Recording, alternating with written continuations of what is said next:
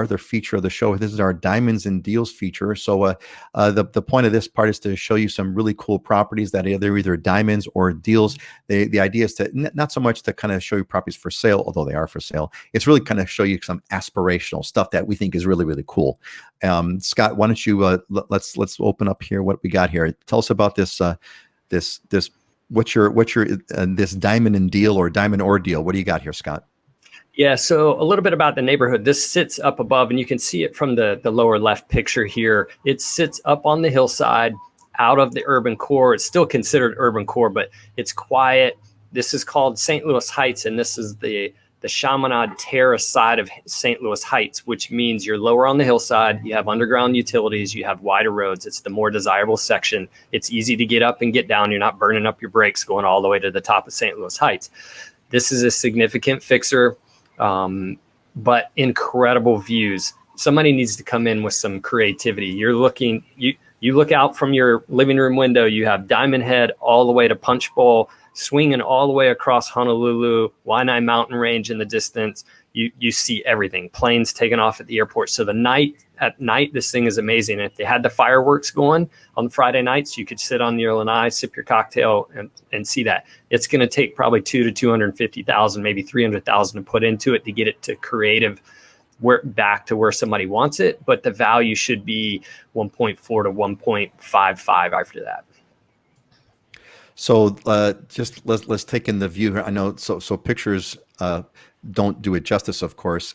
Actually, as you were talking about that, I thought, we should do like a panorama shot there next time, so to show you the full view. But that view, that one picture on the lower left where we're looking at downtown Honolulu, that is a picture that's been taken. I'm assuming that picture was taken from the lanai or from the balcony of the house. So we're looking, there's two shots there, right? The one above is like from the inside of the living room looking out at that balcony or lanai, as we say in Hawaii. And I'm assuming that picture below is like you're standing on that lanai and looking out. Is that right?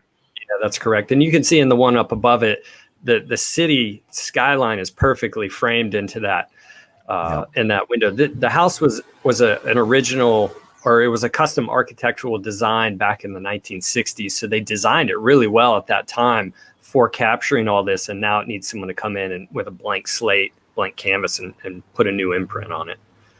And I could only imagine the evenings over there with the having the city lights has got to be just really stunning. I mean, it's beautiful views day in and day out. Yeah, this sits almost straight back from Diamond Head to give kind of people a perspective. And if you get up on the top of the ridge here, it's interesting. You're probably about 5 degrees cooler. They're right. up towards the top. And I've sat at a friend's house on his lanai having cocktails, watching those fireworks, sitting out, watching the sunset go down. And I don't hear anything. And you're in the urban core, right? That's classified as the urban core. 5 minutes down the hill, and I'm right in the heart of everything. But all we hear is the wind through the trees and the birds chirping, and it's super relaxing. So you can get that peaceful feeling up on those ridges with incredible views, have the access to the city, but you don't feel like you're in the heart of the city. I think that's one of the most, well, Lauren agrees. Lauren would love that house, and I'm with you, Lauren. I think that's the part, one of the things you touched on this, Scott. I think one of the things I really love about Oahu is that you can be sitting kind of like on the brink, and you got this, urban view, city view, but yet you yourself are sitting in like a jungle. You're like right in nature. That always really struck me when I first moved here, and I would take these hikes. There's some amazing hikes in that area, and you'd swear you're in the middle of a rainforest in the middle of nowhere, but you look over it and they're like, you could peek through the trees and boom, you see the city right there. It's like, wow, that's so trippy, because that's not the mainland experience. In the mainland experience, the cities are sprawling. So if you can see the city, you're in the city. There's no place where you got that. Yeah, and at the top of almost every one of these ridges is some kind of either park or access to hiking trails.